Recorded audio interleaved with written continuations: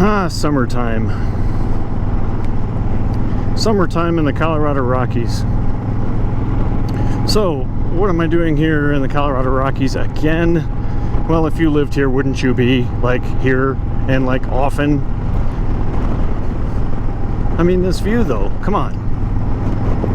So, I'm on the Honda Fury, and I'm here to answer a few questions. Wow, windy in this canyon. I might have to wait a minute. You think you'd be completely sheltered from the wind here, and in fact it's actually amplified, which usually means that my audio doesn't sound very good.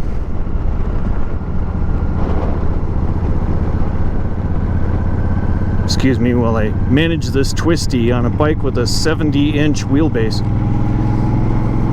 So why would a person even do this? And that's one of the questions, is can a Fury handle twisties? Well, you handle them a little bit slower than a sport bike. Yeah, I gotta wave at a Wing. Hey, Wing.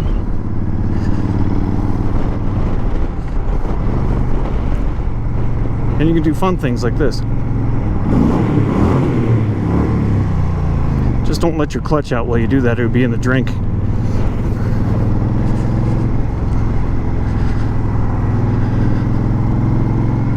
It's a busy day because it's Father's Day. And it's also a weekend, and it's also a Sunday. So there's a little more human activity up here than normal.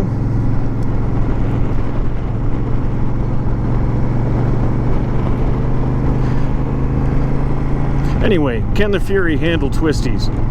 Well, let's hope so, because I'm hitting some now.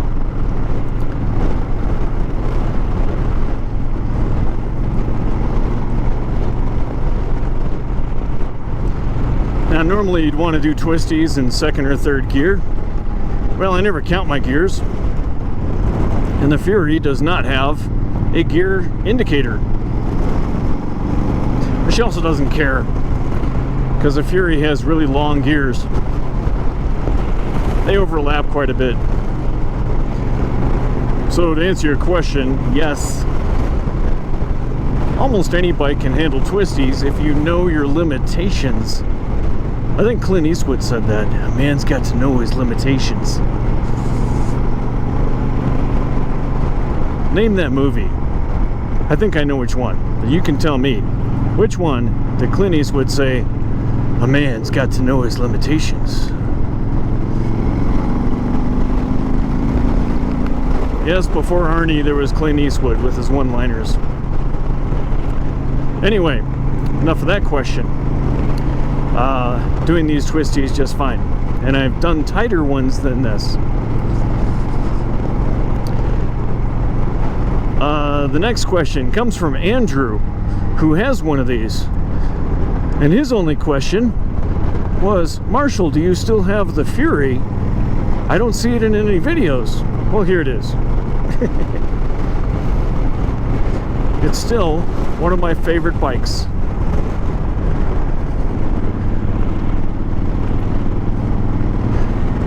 Another question is, what kind of pipes are you going to put on it? I'm not. The pipes that it came with, all I had to do, instead of spending $800 on some, you need some Vance & Hines slip shot extra sensor volumizers, something, whatever. You need 2 into 1s, you need 1 into 2s, you need 2 into 2s, you need 4 into 2s, yeah, whatever. Instead of swapping out the whole exhaust, I noticed a cute little thing that instead of spending $800, I spent $8 on an extra long drill bit.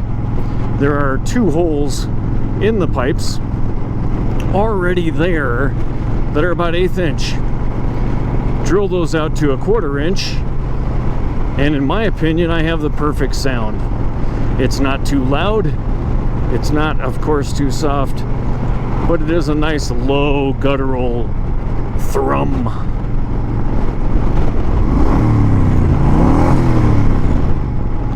Something like that. I don't know if you can hear it.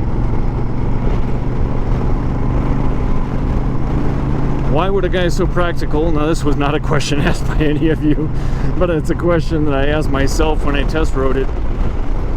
Just taking a look at the Honda Fury made me go, who in the world would buy that? Because it's raked all out. Like I said, 70 inches between the wheels footprints. Yeah, it's a chopper. Well, it's supposed to be a chopper. It's not really. It's made by robots in a Honda factory. And I'm not being demeaning. I mean, you can tell that, wow, that wind is hot. Not hot, but I mean high.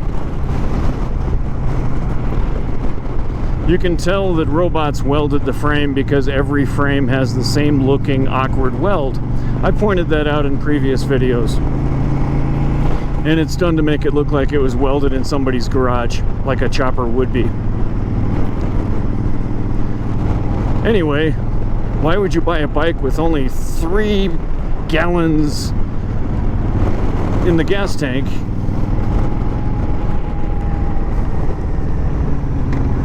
No rider modes. Can you believe that? In this day and age, a bike with no rider modes?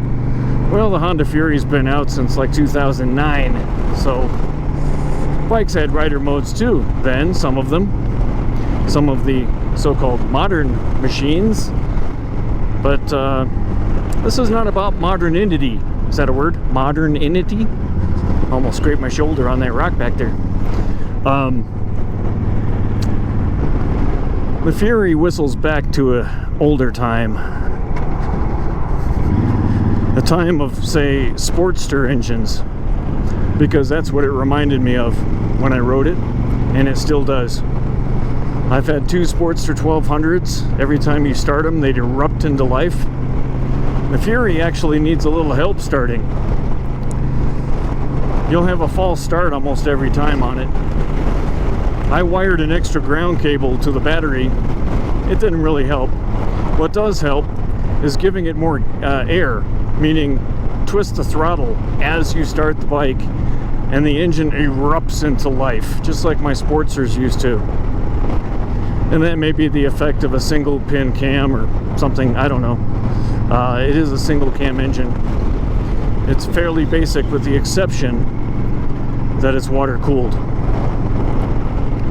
which means the second or rear piston isn't going to deform. Take a look at that waterfall over there. There's nowhere for me to pull over and get a photo of that. And I hope you saw it, because now there's trees in the way. And now I got to navigate a turn in second. There we go.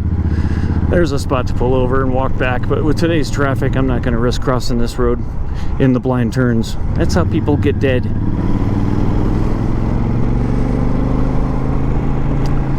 Oh, let's see. What other questions have I had? Is the Honda Fury good for a beginner? I really wouldn't recommend it, because your turn radius really bites with it.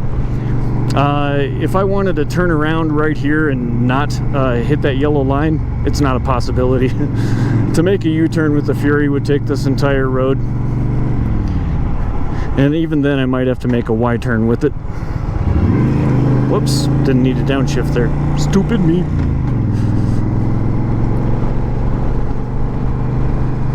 No parking. Yeah, right. As if I try. Seriously. Who's gonna park there? Debris flow area. There's not even a shoulder to park on. So, good for a beginner. Well, the fact that it's a low-priced bike, I mean, I bought this for like $11,000, and the fact that it's only the basics and nothing else. You get a speedometer and an odometer, that's it, that's all, not even a fuel gauge. I think that if you're a beginner, you should have a fuel gauge, because those of us old school bikers that grew up without a fuel gauge know how to use the odometer. But if you're new to biking altogether, you don't need one more thing to worry about. And it does have a low fuel light. Are you really going to notice it when it comes on, though? Because it's all the way down here.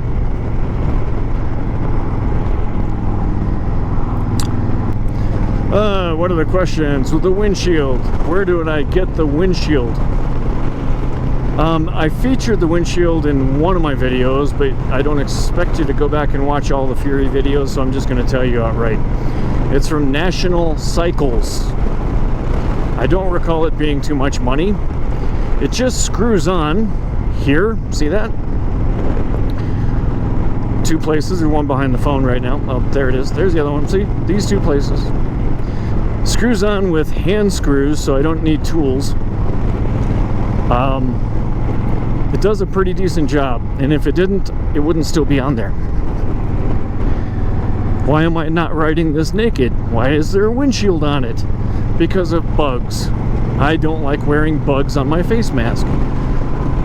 Murphy's Law says that if a big juicy bug is going to hit you in the helmet, it's going to hit you smack flat in front of your face, right in front of your eyes. Windshields tend to take up some of that and deflect them over your head. Is the Fury good in high winds? It is exceptional in high winds. For one thing, the wind goes right through it. Instead of like my Goldwing, where the wind would hit it like a sail from the side, a crosswind would shake me like a dog. With a V-twin that's not all over encumbered with a whole bunch of other electronic goober, the wind goes right through it and underneath the gas tank, because the gas tank is arched, as you will see. Plus I'm so low to the ground, how much wind can even possibly hit me? I don't know what my road clearance is. I'm going to say if I got 5 inches, I'm lucky. But how does it handle those 5 inches? Well, it's got 3.5 inches of rear suspension travel, which is about an inch more than a whole lot of Harleys. Bits of tire all over the road here. Somebody lost their tire.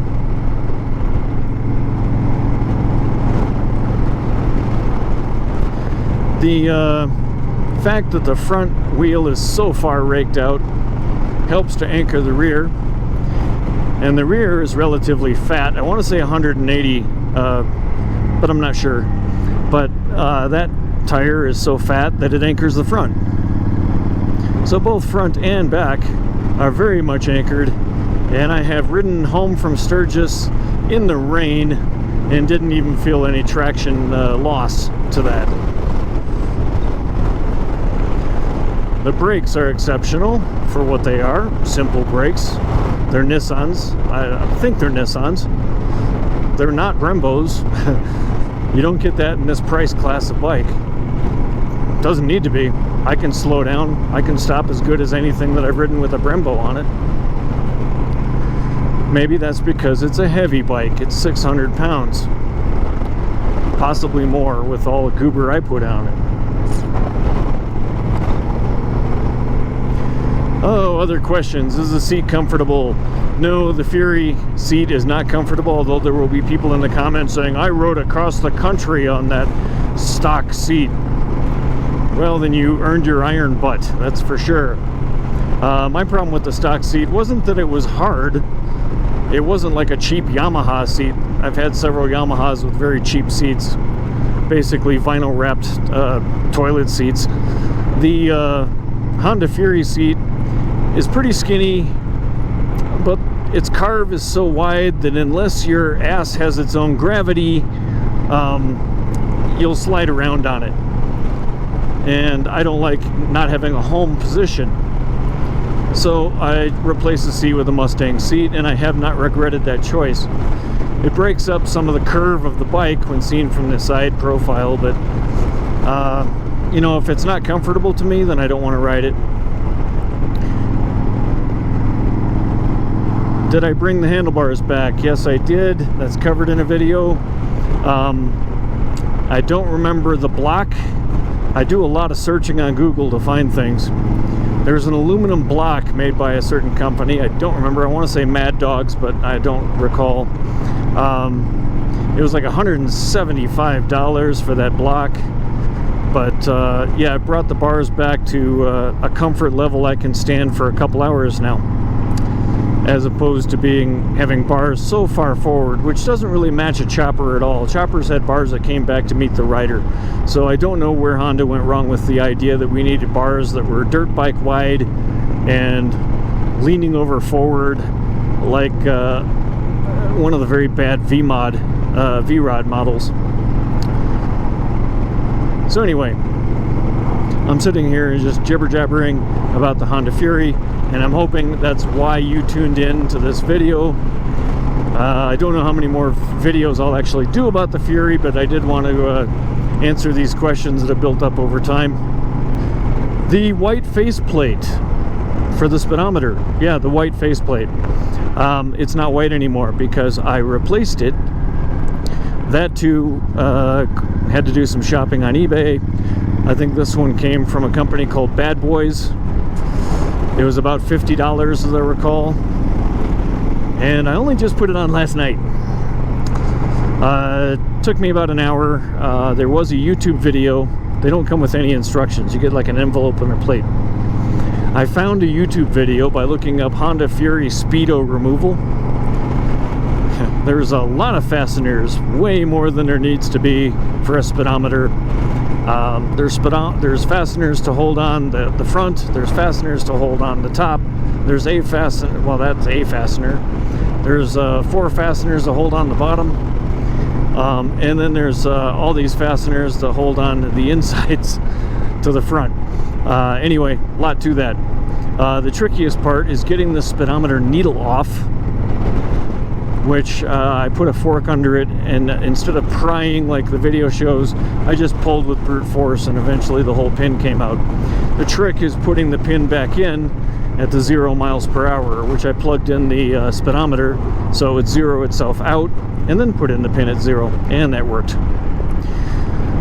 Oh, that's about it, right? Here we go, there's the crags. My family and I have camped up there. Not on the top, of course, but at the base. There's a campground down there. And which in our case had a mama moose and a baby moose. Mama moose came around to see if I had any food, which I did not feed her. Turns out they don't like bacon.